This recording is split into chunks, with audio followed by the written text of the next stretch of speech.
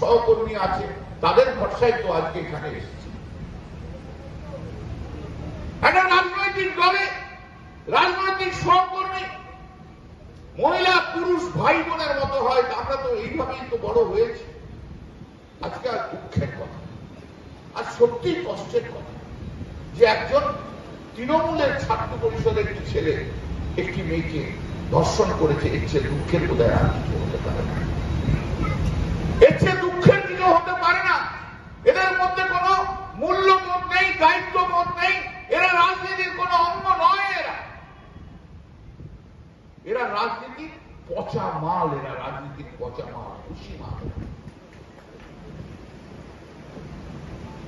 যে এইভাবে ধর্ষণ করতে পারে কোন সহকর্মীকে, তার ফাঁসি হওয়া উচিত, ফাঁসি ছাড়া কোনো জায়গা নেই। যারা সেই ধর্ষণের সাক্ষী, গণধর্ষণ যারা করেছে, তাদের ফাঁসি হওয়া উচিত, তাদের ফাঁসি হওয়া উচিত।